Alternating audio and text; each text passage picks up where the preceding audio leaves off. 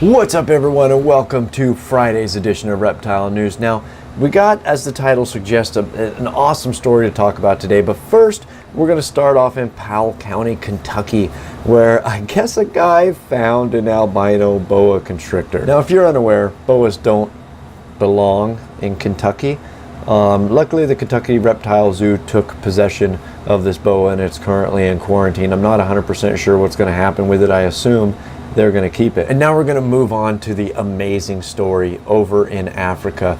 Apparently the first crocodile in 80 years has been fully described as a different species than its other African cousin. Now, the Central African slender-snouted crocodile was once believed to be part of the same species as its West African counterpart, but apparently 8 million years ago a bunch of volcanic eruptions took place and it created massive mountains which separated the two species, and they've been allowed to, I guess in stupid terms, they've been allowed to evolve differently and their genes have not crossed for 8 million years, causing the Central African one to differ from the West African one by 5% as far as its gene pool goes. Now, of course, segregating these two animals apart, what it does to their wild numbers is it puts them in the critically endangered portion, and it's widely believed that there's less than 500 of them left in the wild, which is kind of cool because it's gonna more than likely, I would assume, offer them immediate protections. Now,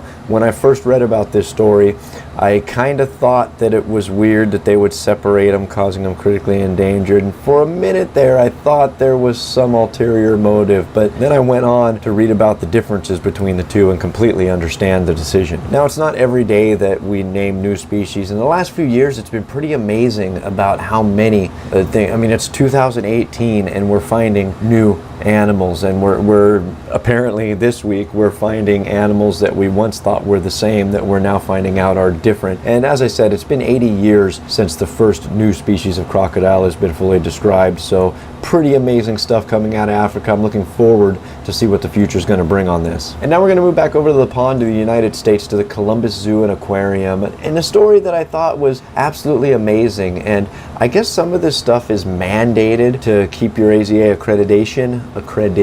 Is that a word? I'm going to make it a word today if that's not a word. So just from now on, accreditation, maybe that's it. I don't know. Anyway, it's a word, so let's move on. Apparently some of these tests are required to keep that, and when you have an aquarium, there's even I believe it was a 5th test required. But the zoo put on a test of an employee being bitten by a king cobra, and I thought this was amazing because, you know, the tones went out and everybody jumped into action to save this employee, and granted it was a test, and they did say at the end of all radio traffic that this was a test because in previous times when tests were done, people listening to scanners just freaked out about loose animals and whatnot. So they did make sure to say it was a test, and it actually goes farther than just the zoo. I was absolutely amazed to see that this mock cobra bite, they actually transported this person to the hospital, and the hospital used it to test and train their employees on the proper treatment of an exotic venomous snake bite like this. So just a million props to the Columbus Zoo and Aquarium. I didn't even know this kind of thing happened, but now that I know and I read about it, you know, you can definitely see the importance of it, and more than likely everybody, whether you be a private venomous keeper or an accredited zoo facility or whatever, everybody should probably do these kind of tests. I mean, the worst that can happen is it'll save your life someday. And that, my friends, is going to be all your news for this Friday. If you'd like to read any more about these stories, those links are right down below here in the description. And as always, if you're still watching, my name is Jason White, and now you know what's going on in the reptile world. Be good to each other, and we'll see you Monday.